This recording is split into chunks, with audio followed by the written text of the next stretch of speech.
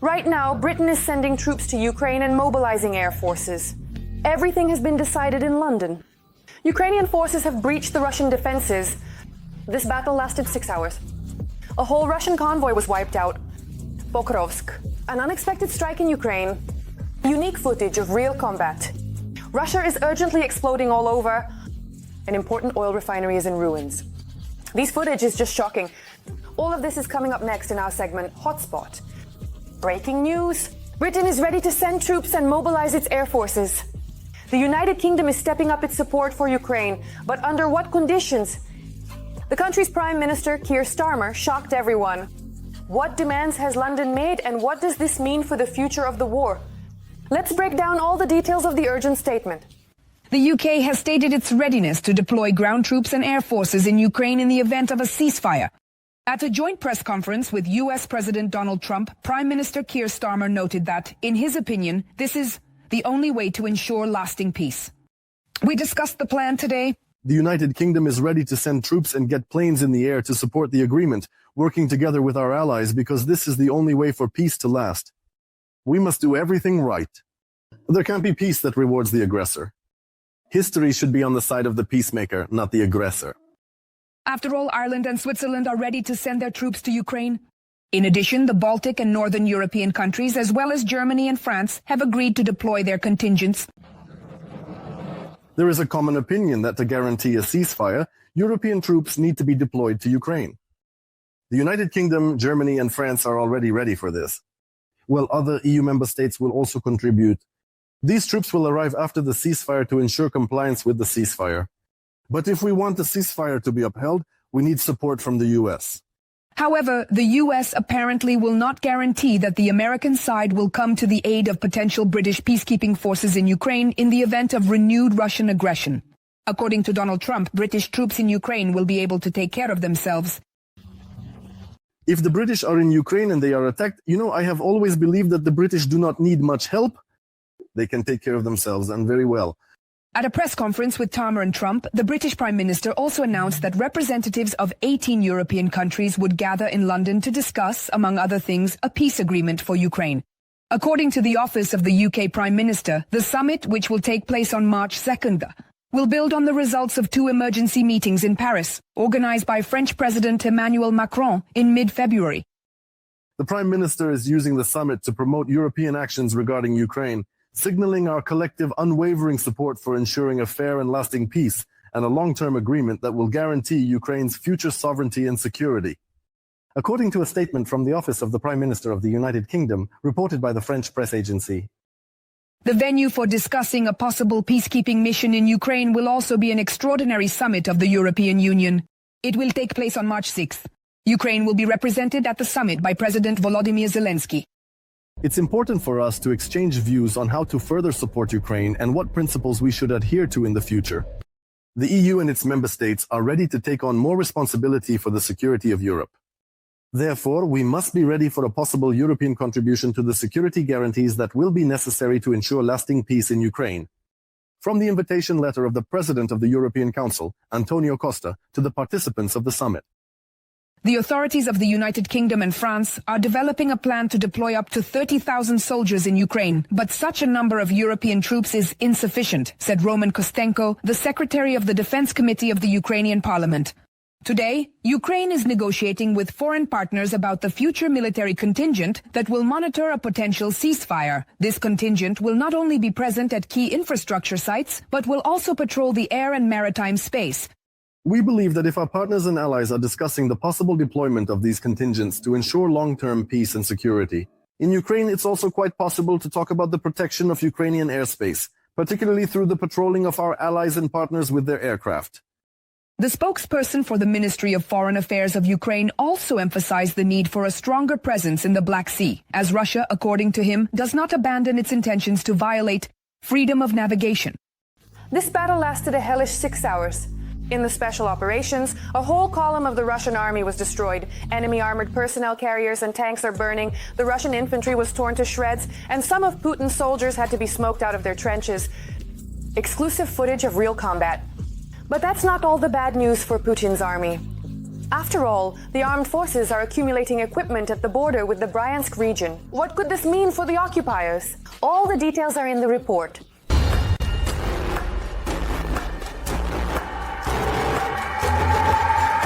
The fighters of the 110th Separate Mechanized Brigade repelled a 6-hour assault by the occupiers. The FPV destroyed almost all moving targets. Then the enemy infantry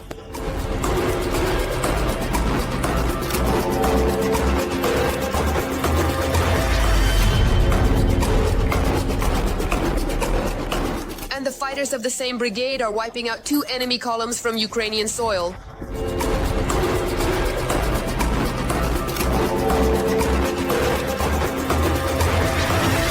It's now dangerous for the enemy to gather even in small groups on Ukrainian territory. Here's a demonstration of the consequences of such gatherings. 90% efficiency, reports the Armed Forces of Ukraine.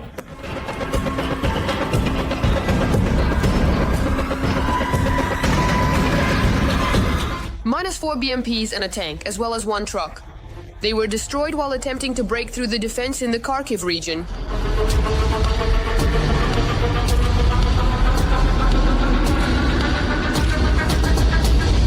The wars in the USSR have stabilized, fortunately, the situation in the Pokrovsk direction. Yes, the situation here is complicated, but it's under control. Thanks to more personnel decisions, specifically the appointment of Dropatov, the situation has been significantly stabilized. No further advancement of the occupiers is being recorded deep into Ukrainian territory. It's about the possibilities for the occupying forces to reach the administrative borders of the Dnipropetrovsk and Donetsk regions. At the moment, the main nature of combat operations in the Pokrovsk direction is concentrated in the area of Pishani Kotlino, and accordingly, successfully. The enemy had an unsuccessful night even on their own territory. After the 3rd drone attack this month, the Ryazan oil refinery has completely ceased operations, reports Reuters, citing 3 sources. Due to the drone attack, the governor of the Bryansk region, Alexander Bogomaz, addressed the public and asked them to follow the necessary safety measures. Let's remember, just recently the Russians were worried about a possible breakthrough by the armed forces of Ukraine in Bryansk and a repeat of the Kursk scenario. And in the Kursk region, things aren't going very well. For the Russians either. The Russian armed forces can't seem to drive the armed forces of Ukraine out of the Kursk region. And according to analysts' forecasts, they will most likely attempt to encircle the entire Ukrainian foothold in the region. As a result of fierce battles in the area of Malalakna, the Russian occupiers suffered severe losses in personnel and equipment. It's about the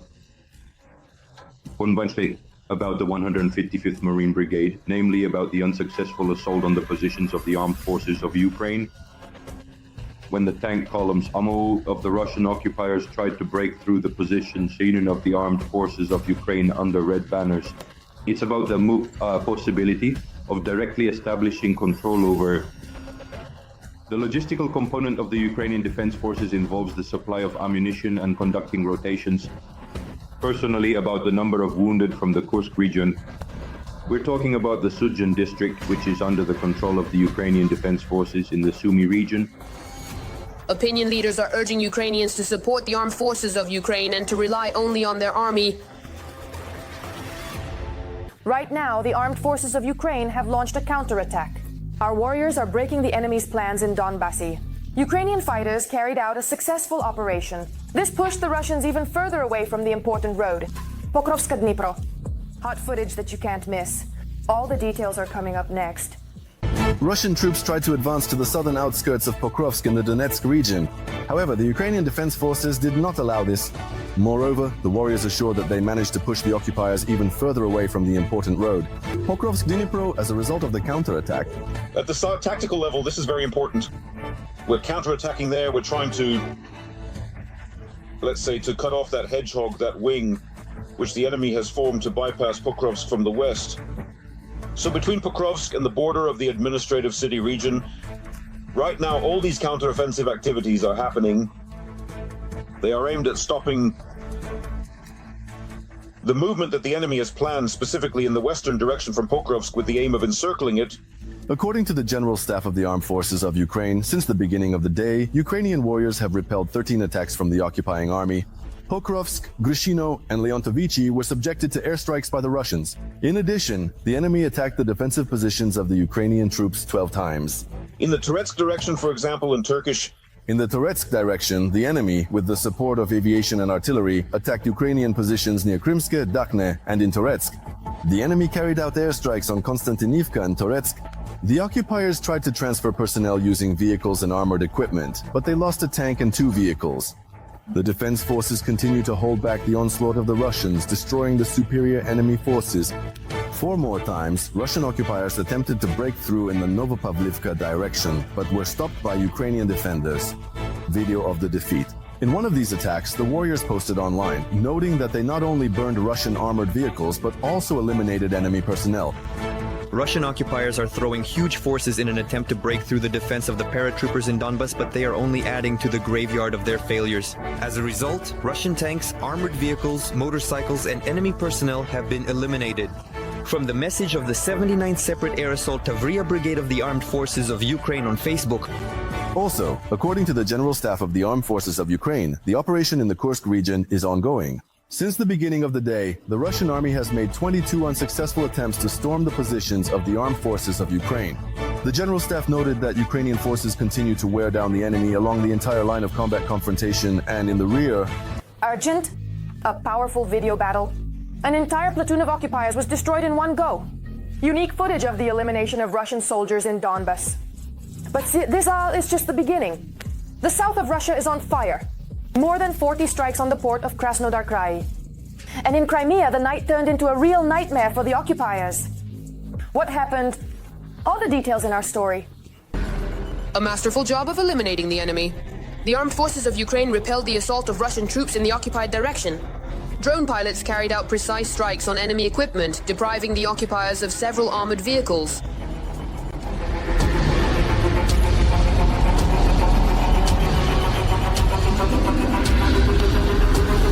And this is already the Donetsk direction. The operators of the 3rd Special Operations Regiment eliminated an entire platoon, ÖFB, of Russian soldiers during a raid on an industrial complex.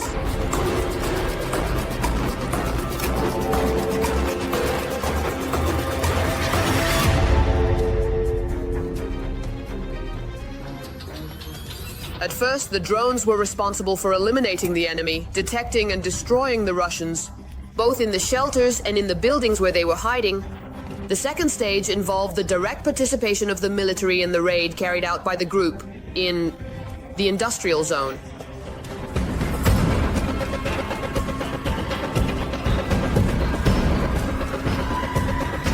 Here's another video. There's practically nothing left from the occupiers here. Heavy, intense, and powerful. Fire in Russia, everything burned down completely. And it was very loud in southern Russia that night.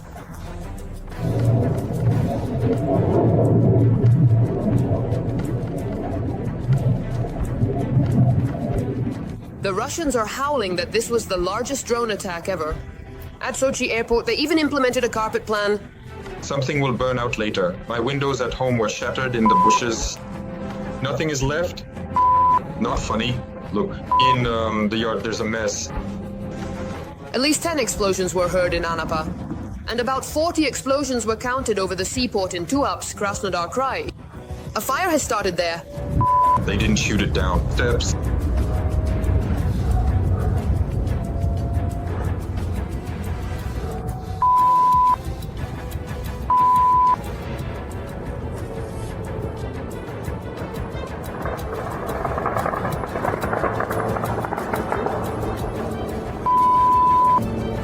Let's move on.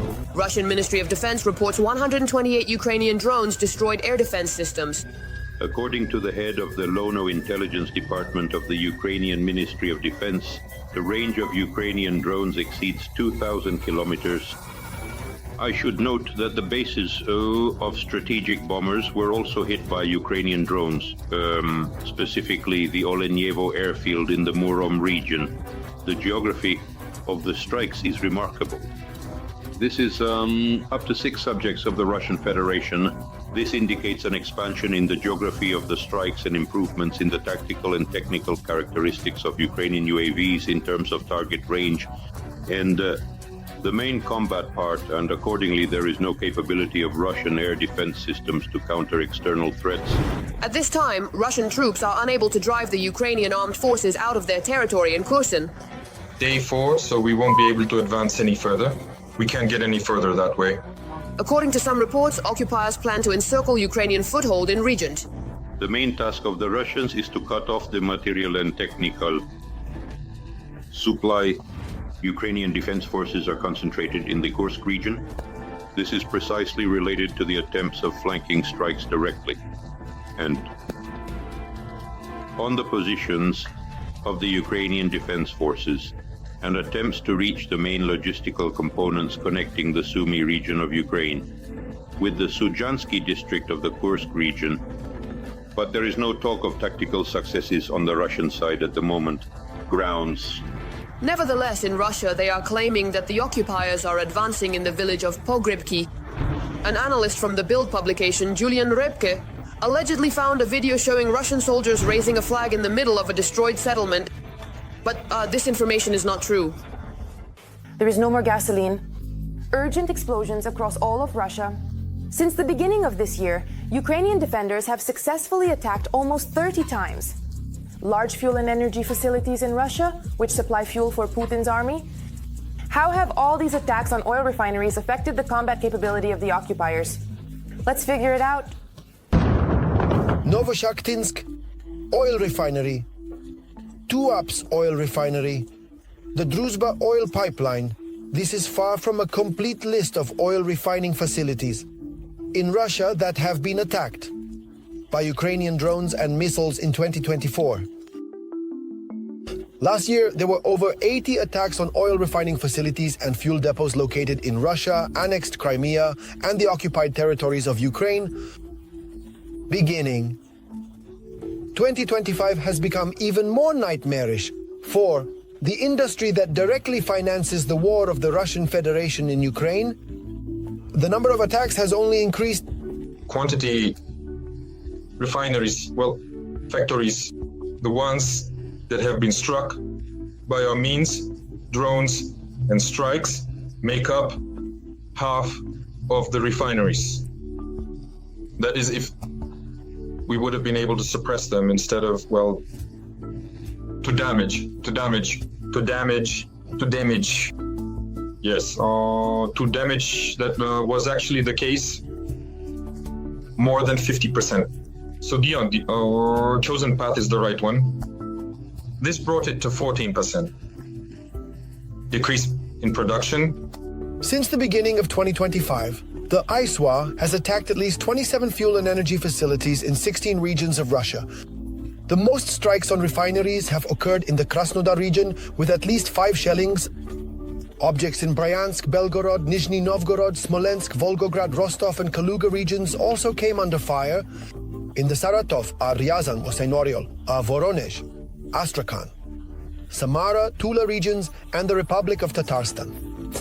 Both refineries that supply fuel for Russian military equipment and factories that provide fuel for the domestic market have come under attack. Ukrainian President Volodymyr Zelensky, PO, also pointed out the important economic factor of the strikes on Russian refineries. For every $2 invested in our long-range capabilities, we are already inflicting almost $10 in losses on Russia. This is the necessary dynamic. Russia needs to feel the cost of war in order to truly desire peace. The series of drone attacks have led to unscheduled equipment repairs amid Western technological sanctions. Last year, attacks by Ukrainian drones brought production at Russian refineries down to a 12-year low. In 2025, the number of raids only increased, and this will lead to an even greater decline. According to reports from the Russian Federation itself, the oil refinery in the Nizhny Novgorod region has suspended production after drone strikes from the main intelligence directorate of the Ministry of Defense. A similar fate befell the Ryazan oil refinery, which, by the way, is located just 200 kilometers from the Russian capital, and it provided fuel, not only for the Russian army, but also primarily for the capital region.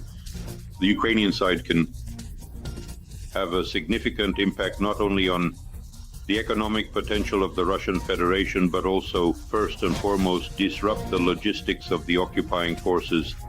In addition to the economic attack, there is also a psychological impact on the refineries. Russians got to see the war not just on television as something far away, but right next to them in their own lives. In addition to the economic and military impact, there is also a moral and psychological one. Representatives of the deep people also observe that the war, though, is not just on television, but perhaps happening right nearby. On the night of Wednesday, February 19th, Ukrainian drones seriously damaged the Syzran refinery. The operation of the plant, which produced fuel, aviation kerosene, and bitumen, played an important role in supplying the Russian army, suspended indefinitely. And such a fate awaits all. The aggressor's refinery.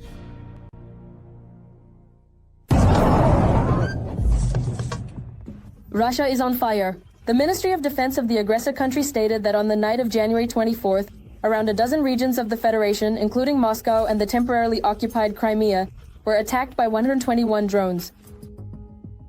The thing is, the Moscow region and the Leningrad region are basically, except for the front line, the only territories in Russia that still has some systems, more or less systematic air defense.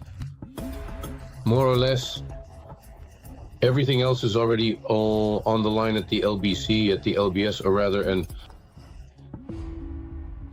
in fact, the protection of other serious objects, there is actually no air defense there. This is shown by all our attacks indications. For the same thing in the same Smolensk. At best, there might be shells somewhere, but they don't have such resources for a systematic air defense, a proper object-based air defense as it should be organized. It was unsettling. In the Moscow, Ryazan, Kursk, Saratov, Rostov, Belgorod, Voronezh, Tula, Lipetsk, and Oryol regions. It has increased. It's not just the number of drones we can launch. There are already, together with missiles and drones, it's probably approaching a dozen in terms of models. The brands, their capabilities have grown. Their guidance systems have grown. Their orientation systems have grown. They have obviously learned how to overcome issues with electronic warfare or have studied the routes better. The mayor of Moscow, Sergei Sobyanin, reported on the repulsion of attacks by Ukrainian drones on Moscow and the Moscow region. Moscow, the Moscow region, and Leningrad are being protected quite seriously, but that's why we haven't been flying like this for a long time. Over Moscow, they have been circling it, but now, obviously, the opportunities have increased regarding these strikes. Russian propagandists reported the introduction of temporary restrictions on the operations of Domodedovo, Zhukovsky, and Vnukovo airports. The airports were not receiving or sending flights. After a while, the restrictions were lifted. Moscow was attacked from basically 6 sides. So they were coming in from different sides, circling around. And I have the impression that they were checking the air defense systems, where there are gaps and where there aren't. Because the attack started basically at 7 p.m. and lasted until 10 p.m. hours. There, Sobyanin reported that there were attempts to break through, but our air defense forces in the Kolomna district, in Ramenskoye, then it added in Troitsk, then Shtolkovo was added, then it was added somewhere else. Well, basically there were 6 incursions from different sides. Well, it's clear that everything was shut down. Nothing got through. But the Ryazan oil refinery, which is actually about 100 kilometers from Moscow, was hit very effectively. Residents of Ryazan heard about 20 explosions and then reported a fire in the area of the thermal power station and the oil refinery after the drone attack. The governor of the Ryazan region announced the elimination of the consequences of the air attack and the assessment of the damage. At the moment, the only way to protect the skies over Russia is to take air defense systems from the front. However, in this case, the front will start to weaken on the Russian side. That's all for now. Well, for more fiery news from the front, stay tuned for the next episode.